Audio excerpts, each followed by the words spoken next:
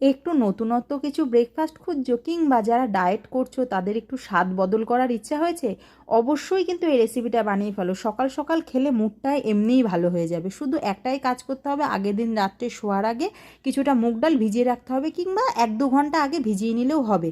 দেখো আমি আগের দিন রাত্রিবেলা মুগ ডালটা ভিজিয়ে রেখেছিলাম, সকালবেলা উঠে মুগ ডালটা ভালো করে একটা কাঁচা লঙ্কা দিয়ে আমি মিক্সিতে দিয়ে বেটে নিলাম। এইবার তার মধ্যে দেখো কিছুটা সুজি, কিছুটা পরিমাণ, অল্প পরিমাণ, আর কিছুটা একটুখানি টক দই, আর তার সঙ্গে একটু লবণ আর একটু মিষ্টি দিয়ে ভালো করে ব্যাটারটা নাড়িয়ে চাড়িয়ে রেডি করে নিয়েছি।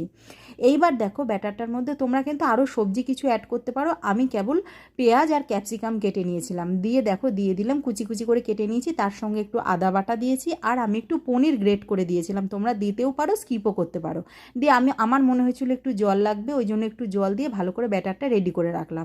এবার দেখো একটা তড়কা দিতে হবে, সেই জন্য তড়কা প্যানের মধ্যে কিছুটা সর্ষের তেল গরম করে সর্ষে, জিরে আর কারি পাতা ভালো করে মানে তড়কা দিয়ে তারপরে ব্যাটারটার সঙ্গে ঢেলে ভালো করে একটু নাড়িয়ে নিয়েছিলাম। তারপরে দেখো তোমরা কিন্তু এখানে খাবার সোডা দিতে পারো, আমার কাছে ইনো ছিল তাই ইনো দিয়ে আমি ব্যাটারটা রেডি করে নিলাম। আমি ঠিক যেভাবে করছি তোমরা এভাবেই করবে। তারপরে এবার প্যানের মধ্যে কিছুটা ঘি গরম করে ব্যাটারটা ভালো করে সব দিয়ে তারপরে কিছুক্ষণ 2 মিনিটের জন্য ঢেকে দিয়েছিলাম। এবার দেখো কি সুন্দর এক পিঠটা লাল লাল হয়ে গেছে, দিয়ে অপর পিঠটা দিয়ে আবার 2 মিনিটের জন্য ঢেকে দিয়েছিলাম। তোমরা কিন্তু এটা যে কোনো চাটনির সাথে পরিবেশন করতে পারো, আমি টমেটো সসের সঙ্গে পরিবেশন করেছিলাম। তো কেমন হলো আমার রেসিপিটা অবশ্যই কিন্তু তোমরা জানিও, দারুণ হয়। টাটা।